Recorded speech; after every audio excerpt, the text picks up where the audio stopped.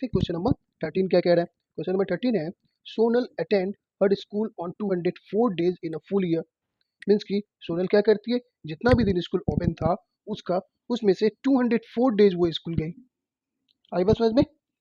If attendance is 85%, अब अगर उसका अटेंडेंस जो है वो 85% है तो find the number of days on which the school was open. तो हमें क्या फाइंड करना है कि स्कूल कितना दिन ओपन था, ये फाइंड करना है हमें। फिर से समझे क्या है, Sonal attend her school on 204 days in a full year. Means कि पूरे साल में जितना भी दिन स्कूल खुला था उसमें से 204 डेज सोनल स्कूल गई, जो कि क्या था 85% है किसका, टोटल जितने दिन स्कूल ओपन था उसका। ओके, तो क्या फाइंड करना है कि टोटल कितने दिन स्कूल ओपन था, ये फाइंड करना है। ओके चलिए सिंपल है, इसे भी सॉल्व करते हैं। तो यहाँ भी जो पूछ रहा है वही मानेंगे हम लोग। जैसे let the number of days school open be X, यानी कि हमने क्या मान लिया कि total X days school open था। Okay,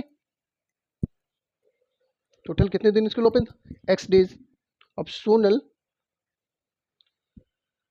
attend 204 days. ओके, यानी कि total X days school open था उसमें से 204 डेज सोनल स्कूल गई, जो क्या था हर अटेंडेंस, उसके अटेंडेंस कितना था 85% अटेंडेंस है ये। आई बात समझ में। अब लिखेंगे कैसे, ये देखें टोटल कितना दिन स्कूल ओपन था एक्स डेज, जिसमें से 204 डेज वो स्कूल गई, इसलिए उसका अटेंडेंस 85% है। तो हमें क्या फाइंड करना है कि स्कूल कितने दिन ओपन था। तो लिखते हैं ये total number of days school open था, यानी कि एक्स निकल गया ये, इसका 85%, यानी कि टोटल नंबर ऑफ डेज जो स्कूल ओपन था वो इसका 85% क्या था 204 है। क्लियर है।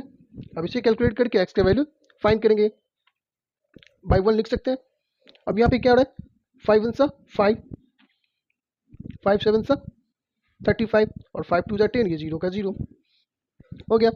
अब ये 17 से ये कैंसिल हो रहा होगा, जैसे 17 1 सा 17, 17 1 सा 17, ये 3 इधर आ गया तो 34 हो गया, तो 17 2 सा 34, ये भी कैंसिल हो गया। तो क्या बच गया यहाँ पे x बाई 20 और यहाँ पे 12 बाई 1। तो x को जब 1 से मल्टीप्लाई करेंगे तो x, और 20 को 12 से मल्टीप्लाई करेंगे तो 12 2 सा 24 और ये 0 का 0। ओके, मीन्स कि टोटल कितने दिन स्कूल ओपन थे, 240 डेज स्कूल ओपन थे, जिसमें से सोनल 204 डेज स्कूल गई। ओके, जो कि क्या था 85% था किसका 240 डेज का। सिंपल है। चलिए देखते हैं नेक्स्ट क्वेश्चन फिर। क्वेश्चन नंबर 14, क्वेश्चन नंबर 14 है, as income is 20% less than that of B.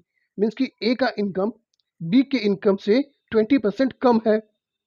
By what percent is B's income more than A. तो क्या फाइंड करना है कि बीच का जो इनकम है ए के इनकम से कितना परसेंट ज्यादा है।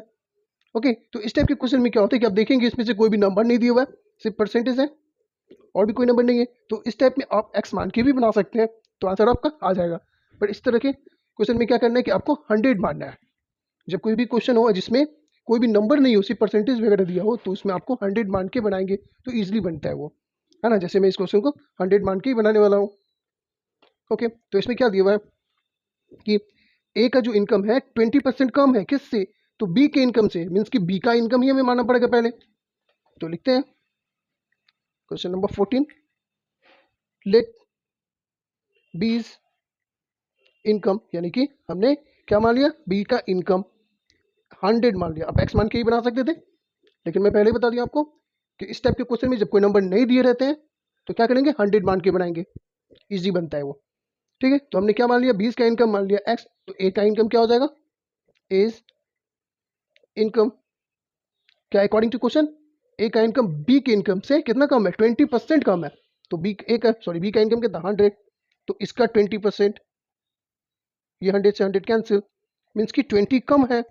तो इसके मीन्स ये हो गया कि ए का जो इनकम है, एक एज इनकम बी के इनकम से 20 कम है, मीन्स कि ए का इनकम 80 है। आई बात समझ में? बी का इनकम 100 और ए का इनकम क्या हो गया 80।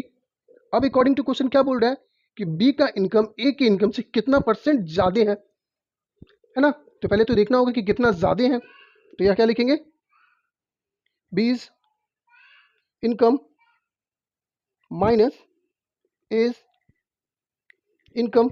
देखते हैं कितना परसेंट ज्यादा, सॉरी कितना ज्यादा है, पहले बाद में परसेंट निकालेंगे। तो बी का इनकम कितना 100 और ए का income 80 is equal to 20, means कि 20 ज्यादा है। ओके, लेकिन हमें ये नहीं बताना है, हमें क्या बताना है, कितना परसेंट ज्यादा है। ओके, तो निकालते हैं। तो 20%, सॉरी 20, तो जो परसेंट जितना ज्यादा होता है वो ऊपर लिखा गया, नीचे जिससे कंपेयर कर रहा है उसका।